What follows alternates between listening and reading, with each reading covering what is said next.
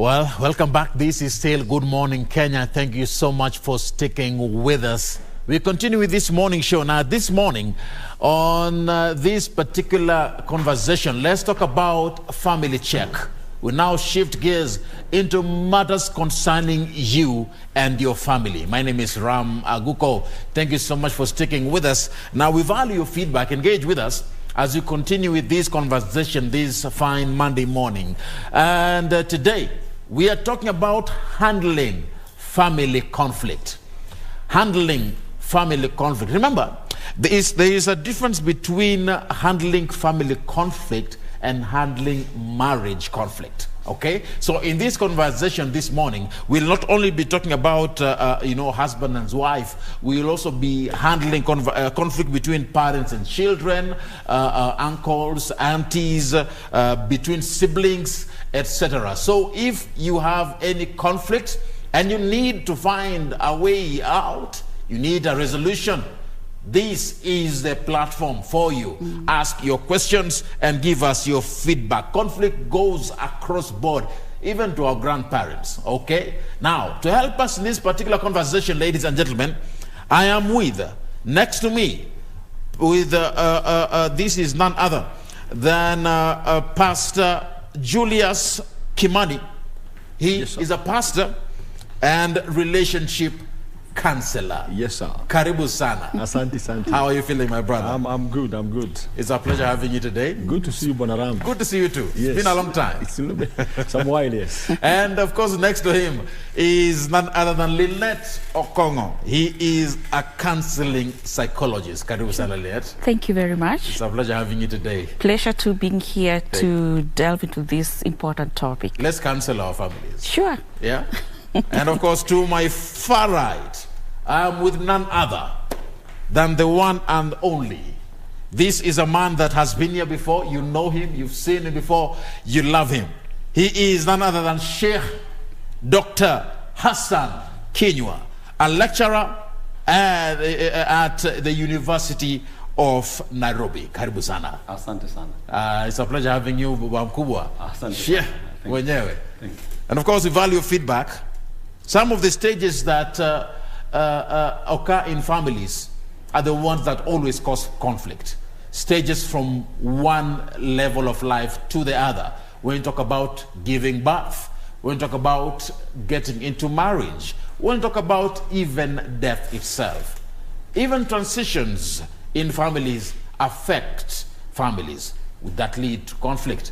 We're talking about funerals. Let's talk about matters concerning divorce cases.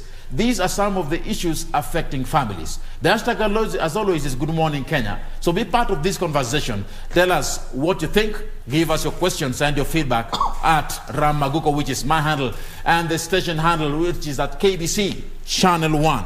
First things first, let's open the platform, and I will start with you, Dr. Kinyua, even as we talk about matters concerning Nianza Pastor. All right, thank you. My director is telling me I start with Pastor Kimani. Nilikuwa nataka nikupate hapo pale. I've been told to start with. So, Pastor Kimani. Yes. Now, let me get it from you. When we talk about family, we are talking about the basic level in the society, the family. Yes. The head of the family is the man. When there is conflict in a family, is it the role of the man to be the first one to say they are sorry regardless of the conflict?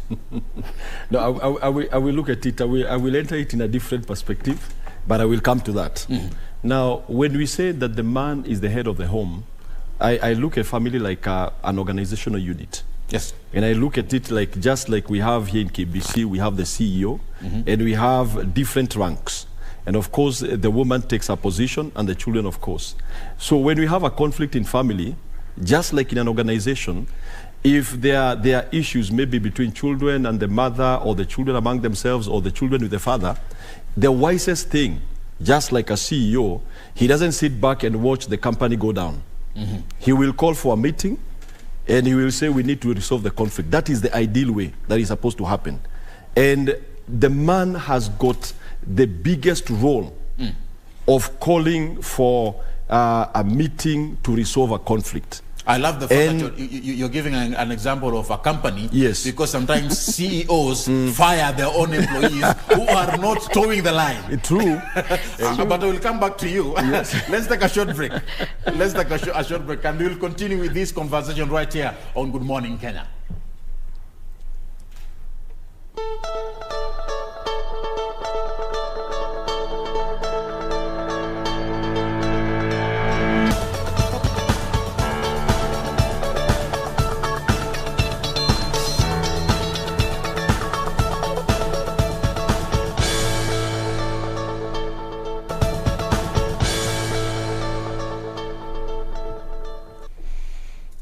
All right, we continue with this show right here on Good Morning Kenya. Handling family conflict is the conversation right here on KBC Channel 1. And before we took that break, because Kimani, we were on you. Yes. You gave a very good example of a family being, compared to a company. Yes. Where how you the company, the head of the company is a CEO, the head of the family is the man. The man. Yes.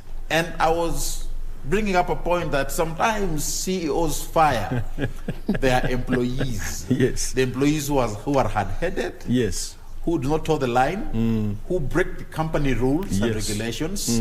The company policies. Yes. Is that the way of handling or solving family conflict?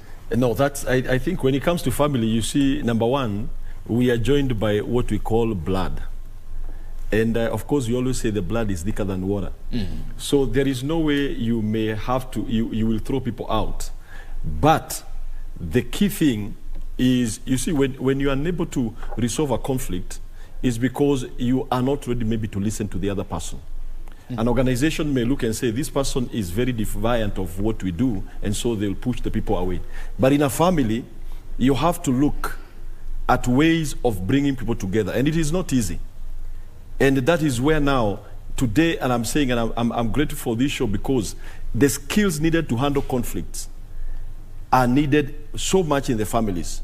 Because most of the times, even when maybe it's a man who has brought in the family so that they can be able to solve a conflict, the first step you find probably it's accusations. And I come to the place where you asked, should the man be the first one to say they are sorry? Assuming it's a marriage issue, a man and a wife. Yes. The first thing is to look, even if the woman is wrong 99.999%, look at that 0.0001% where you could be wrong. Maybe you didn't listen. And so you ought to start with, say, there is something I did not do right and I did not listen. That is like you're saying sorry. And so what happens? You already set a place of peace where the other person who is conflicted is ready now to see this is not a battle. Because most people enter into solving conflicts like a battle of attack and defense. And the moment you start with attacks and defense, you will not go anywhere, because everybody has got a way of defending themselves. But the moment you remove the defense mechanism, and you yourself, you take, even if it's that small blame, and you say, maybe I'm not understanding the whole issue, maybe I'm wrong on this whole issue, but I would want to understand what is going on with all of you. You have already created an atmosphere of peace where everybody will be ready to come in and also say what is itching them. And you've said a very valid point here, that when it comes to conflict resolution, there are stages, there are steps to follow. Let me come to you, Linet. When it comes to these conflict resolution skills, from a counselor's perspective, how can you solve conflict when one person feels they are the most aggravated one in the story? Thank you very much. Allow me to first comment on our pastor's statements, and just to agree that in any kind of conflict that we have around within the families, there is the cause and the effect. And in as much as the husband should be the one who should lead the discussion around that, but again, you have to look at who could be the leading cause to who contributed to the conflict. It might not be easy for the one that led to the conflict or is perceived to have contributed to the conflict to hold a discussion around that. So then, to your question that what would be some of the resolutions towards a conflict situation, whereas one of the aggrieved parties feels that they were right. Yes. And it's... He gave an example of 99%. 99%, they feel that they did not contribute to it in any way. But as he said, we all contribute to conflict in one way or the other. So the first step is towards first having some self-awareness within you and reflecting. Before I get into the process of resolving this, how did I contribute to this conflict? Is there any role that I played or that you must have played that led to the conflict? Because we have roles that we play in any form of conflict, either 0.0% to it or 99% to that.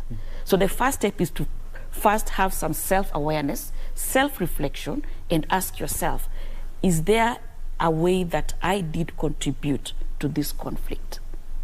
Once you're able to pick out that, then that gives room to an objective kind of situation where you want to look into the issue objectively, because you realize that at least I have contributed to this to some extent. Okay. Yeah. Yes, Sheikh.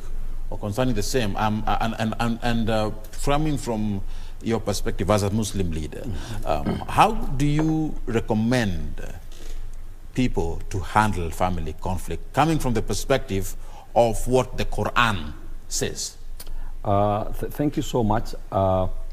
As my colleagues have said there, the issue of conflict sometimes might be contributed by one person, and sometimes by all persons, and sometimes by some individuals in the family. And I'll give an example.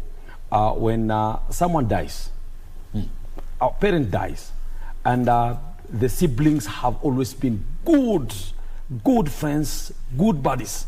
Then the father dies. That's when you know the true color of everyone in the family.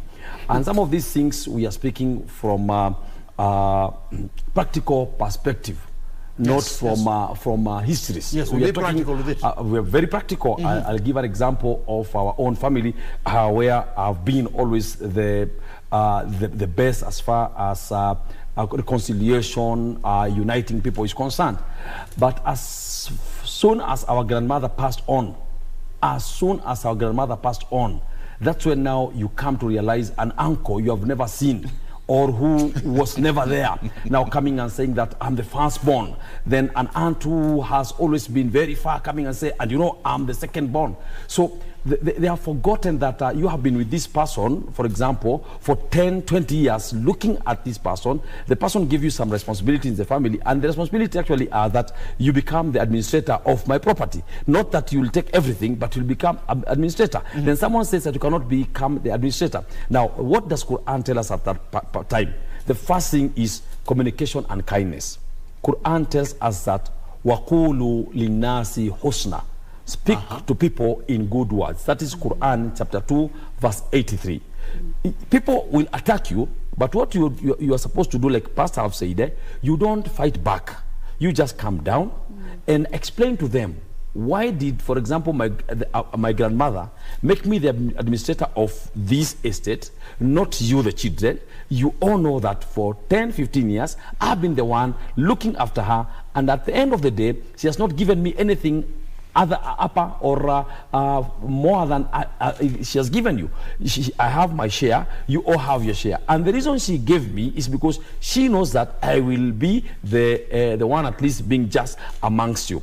The second thing which Quran always tells us also is to be patient and forgive. Because if you don't become patient, you become vengeance, then you'll have a lot of problem. And that's why we are told in the Holy Quran that wabashiri sabirin. You always have to give good tidings to the patient one. Alladhina idha aswabatu musiba. Those when any calamity strikes them, qalu inna lillah. They say we belong to God. Right. Anytime you say you belong to God, then nothing will go wrong in the family. Because it's a matter of property. Sometimes you have to say, so you don't want me to be the administrator, then become the administrators. As long as my share, you don't take it from me.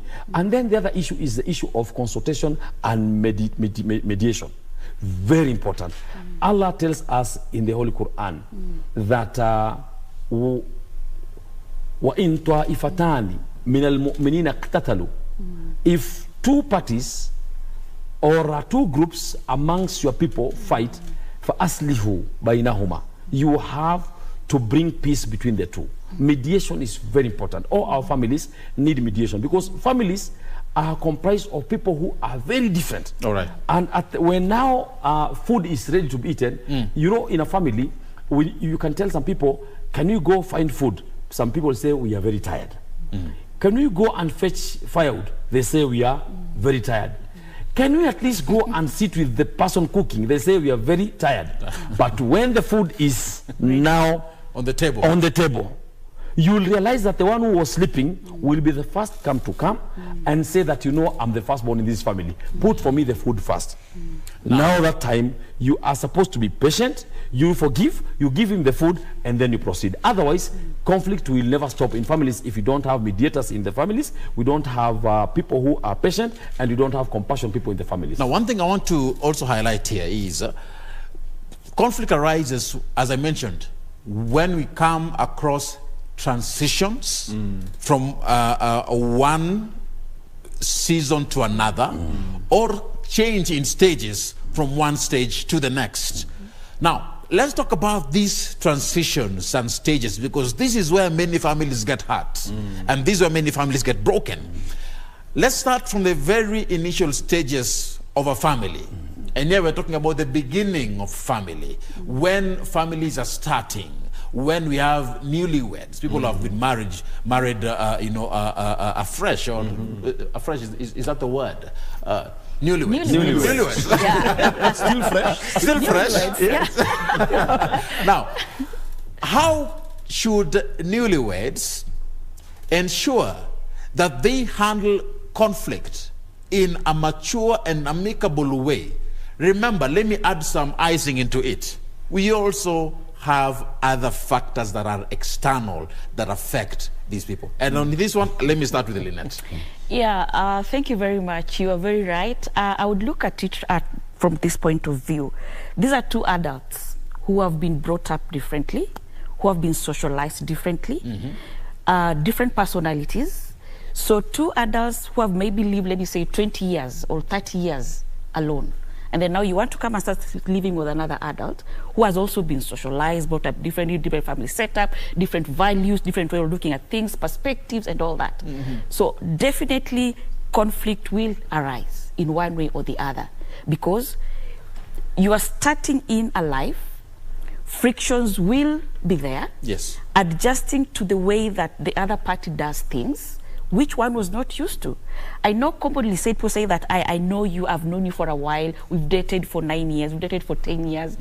But then it's different from dating and then living with this person under the same roof, seeing the same face day in, day out. But then do you ever get to know someone? Do you ever live to that point where you say, I know you so well? You can never know the person so well when they're out. You learn, you keep on learning the person every other day. Okay. So for newlyweds, I would say that people come in that marriage carrying a lot of things. So there's a lot of learning, there's a lot of unlearning, there's a lot of relearning in that marriage for that marriage to work. And part of learning and unlearning, conflicts might come in because probably your view of spending money is different. For one party, if I get my money, I need to buy 1, 2, 3, 4 things without consulting the other my husband. But then for the other person, they believe that there has to be some consultation that this takes place before you spend any kind of money. These are family finances. So I think that also makes me coming to the point that while we are talking of transitions, while we are talking of this newlyweds, but again, what could be the other external factor that you mentioned that could also bring conflict in families? And here we are looking at family finances, which is a very major source of conflict, not only within the couples, but also in the larger extended family, money. Okay. And let me come to you, Pastor Kimani. Still on what she has said, people who have been recently married or newlyweds, we have some certain external challenges here. Let me talk about in-laws. Let me talk about the mother or the father-in-law. Those who supervise, they call to say, is my daughter okay? Is my son okay? They always visit, and some of them come with their own bags to stay for a long time. And these are newlyweds to supervise and see whether you are okay. Is that right? And how do you handle that kind of issue? You know, Solomon said in Proverbs 24 verse 3, through wisdom is a house builded, and by understanding it is established. one thing we need to understand, number one, to understand everyone's family. And that should be done before you even get married. The man, on one hand, should introduce the lady to all the characters in the family. There is the noisy one, there is a gossipy one, there is one that keeps quiet, there is one that is likely to move in when you get married. There is a father, you need to understand, this mzee acts this way. But you know, most of the times is when two people meet, they are so interested in about learning each other, but they are not interested in teaching each other about their family. The lady also needs to introduce the husband to the characters, the cast of her family, so that you are able to understand very well before you even get married. These are the things that you are supposed to expect. And you should do these things before the wedding. Because the moment you get into the wedding, there is, if you had not told your husband, there's a sister who is likely to come over. The moment she comes over, the first thing will be annoyance. Because you are like, Jamaliza Skumbili, now she's already here. But if you had introduced these issues before, when she sees the husband sees the sister coming with a bag, most likely, sinikwambia. So there is already a tension that has gone down. But now, unfortunately, maybe that may not happen. Now, let us come to the reality that now you have gotten married, and now these things have begun to happen. One thing, it is so important not to attack your spouse. Because they are not the decision makers in the minds of the brothers and the sisters. Because what mostly likely happens, usistako amekuja hapa, hata tujaka 1 week, your mother has come over here, you are the wrong person, you didn't tell them. I think that is the wrong thing. All right. We need to avoid attacking the other family. The thing is, you sit down and say, now they have come. What is the best way that we can be able to do? And I usually say, if it's a person coming to look for a job, give them a timeline. Tell them, we will host you here for, let's say it is 2 weeks or 3 weeks. After 3 weeks, if nothing has changed, you have to go back home. If that is a brother. Now, if it is a mother, then you allow the person, let's say it is the spouse's, the husband's mother. You have to allow the husband to be the one to talk to the mother, not you as the lady. Because the moment you begin to confront your mother-in-law, things will go wrong. Now, let's talk about that. Those who are providing supervisory roles in families. Linet, I see your hand is raised. I'm coming to you, Dr. Kinyua. Yeah, I think, let me comment on the issue of in-laws and those who issue supervisory roles. Number one, it is important to say that it's normal for any parent to want to keep on checking on their children once they've stepped out of their nest. It's normal as a parent, okay? But on the other hand, it's important to give space to the newlyweds. While that is the truth, but most parents find it quite difficult to do that. I have a case of a lady that the husband, the mother-in-law kept on calling, how is my son? Have you given him this kind of a meal? Have you prepared this? Nobody likes this. I mean, it's interfering into the family. So for me, I would look at it this way. If the two couples, if you're the man and your mother is the one who is interfering, I mean, you should stand by your partner's side. But the mother is trying to be caring, giving information. He's caring, yes, but it's affecting your spouse. If your spouse has raised concern over this, that I don't like the way that your mother is interfering into a marriage. Okay. So as a man, you should protect your wife from your in-laws, and as the wife also should protect the husband from the in-laws. Set your own boundaries. I think the important thing is to set boundaries as a couple. How much do we allow in? Who do we allow in our circle? Because you're starting a new family. So which people will you allow in? And when do you know that they're intruding into this space of yours, and how do you address together as a family, speaking one language? All right, yes. Yes, thank you so much. We are only talking about in-laws, and now I'm speaking as a marriage officer, because I've been a marriage officer in the Republic of Kenya for now more than 15 years. First, we were assistant registrar of marriages. Then when the law changed, now we are marriage officers under the office of registrar of marriages in Kenya, and also working with the Chief Cadi's office. Right. You see, we are only looking at the in-laws part when we are married. But challenges begin actually even when we are arranging the marriage itself. When you are arranging the marriage. For example, we Muslims, in Islam, marriage can consist of only 5 individuals. As soon as we have 5 individuals, then a marriage can be consummated. We need the husband, the wife-to-be, the guardian to the wife, and then 2 witnesses. When 5 people come to my office, and I ask the lady, Do you know this man? Yes. Who is he? He's my husband to be. And who is this other man here? This is my father. Then I ask, who are these two? They are witnesses. I can consummate the marriage at that point. So I don't have to consult any other person. So the guardian of the husband isn't needed there? No. You only mentioned wife? Only wife. The husband doesn't need a guardian. It's only wife. Okay. Now, that one is now an easy marriage. But there is this marriage where they are arranging where to go and undertake the marriage. The wife's side, because they are from Mombasa, they want the marriage to be in Mombasa. The husband's side, because they are in Turkana, they want the marriage to be done in Turkana. Some say no, because now Turkana and Mombasa is too far, then let us have it in Nairobi. Now that's where the challenge starts. So everyone in the family now want to know, who am I in this family? What is my respect in this family? So when the father says that let us do it in Turkana, people say let it be in Mombasa. They say, oh, now you are the ones now taking the role of me being the father. Then the mother says no, let us have it in Mombasa, the other side. Now that's where the conflict begins. So what happens is that we need to seek understanding in families, the first thing. The second thing also is the issue of what should be used during the marriage. Some people say that, no, let's go, we only have 100,000. Let our wedding be as modest as possible with 100,000. But say, no, my daughter cannot be married in such a manner. So you see this guy going to the office, taking loan so as to facilitate the marriage. Sometimes they go even and call friends to come and do fundraising for the marriage. My friend, this is your marriage. It's not our marriage. This is your wedding. It's not our wedding. You brought in a very good thing. Now you are... Dowry comes into play here. Yes. Wow. Now you realize that other things come. Sometimes cultural factors also come in. I'm a Muslim. When I went to marry my first wife, I was told, because it was in our Mount Kenya region. Mentioned first wife. Yes. You come with the alcohol. You know, our wazee needs alcohol. But I cannot bring it. It was a big challenge. So they told me, because now you are Sheikh, that's why you are saying that. I said, that's my religion, and some of you are Muslims. So at the end of the day, we agreed, let me give you something. I'm not calling it Jovi, but this is now what I'm giving to Azez. Whatever you do with it, that's yours now. So you see, wisdom, as our pastor is saying, is very important in marriages. Now you enter into the marriage. There is the issue of bag. They talk of a bag in Islamic culture. A lady needs a bag before you marry her. The bag in many cultures, the bag must have shoes, pairs of shoes, clothes, and the rest. You see an aunt whose shoes are torn, saying that this shoe, what is it? Throw it away.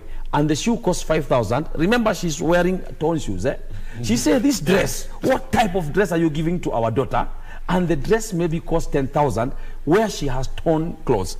This is where the problem starts. And it is at that particular point where the man should explain to the wife, people who are in this marriage, where the wife should tell people in this marriage. Now, Sheikh, at the beginning of the marriage. Still on you. Yes. Help me understand.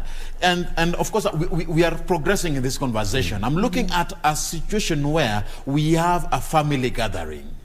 We have the uncles, the aunties, the grandfathers, the grandmothers, the fathers and the mothers, together with these, family together. Now, how do you handle this situation where everybody feels that their voice needs to be heard, and they are the ones that have the final say? You cannot oppose them. You cannot go against what they are saying. Remember, families are big out here, and some are actually so different. How do you handle that? Actually, marriage issues need a lot of wisdom. Because at that time, the husband's side want to be seen the one speaking. But what you realize in many marriages, it is the wife's side who always have to win in many cases. Because they are the ones giving out the precious girl to the other family.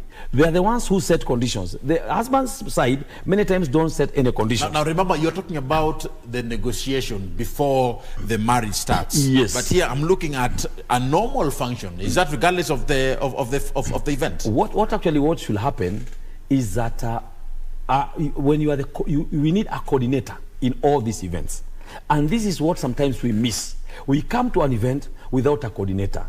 And we have coordinators. We need 2 coordinators. One from the husband's side, another one from the wife's side. Then these 2 people are the ones who should be consulting, asking each other, but who is that mzee making a lot of noise? Then you are told, you know, that is the real father. The other one is not even the father. Because at the marriage time, that is when you realize that someone comes and says that, you know, I'm the father to this lady. The lady doesn't even know this man. And they ask, but who are you? You know, I am the one who married your mother. We stayed for 1 month, then we divorced. Then your mother was married by so-and-so. So these are some of the conflicts which come. Now you need an elder, 2 elders to be coordinators and the ones who should guide this conversation. Otherwise, when we have the conflict at the first time of the marriage, I'm telling you, this marriage doesn't go anywhere. As long as it's at the initial stages. When we have conflict at the initial stage, and then the conflict is not resolved, this marriage is not going anywhere. Wow. Wow. Kimani, on the same. Everybody says their voice must be heard. You know, one of the key principles of conflict resolution is listening. Listening. And if you want to win any battle, even if somebody has got nothing to say, there are some people who just come into the preparation for marriage, they have never talked, and so they just want to say something. The key thing is, remember, in times of dowry negotiation is when some people will assert their authority as the village elder. But probably they have nothing to say. They just want to be heard. So that is the time you allow people to say what they have to say. And as he said, you need a coordinator who is able to absorb all that and eventually make a decision. All right. I want us to take a short break. All right. And remember, even as we talk about these issues concerning family, we have a function that is taking place at State House right here in Nairobi. The signing of Declaration of Intent on EU-Kenya Economic Partnership Agreement is taking place live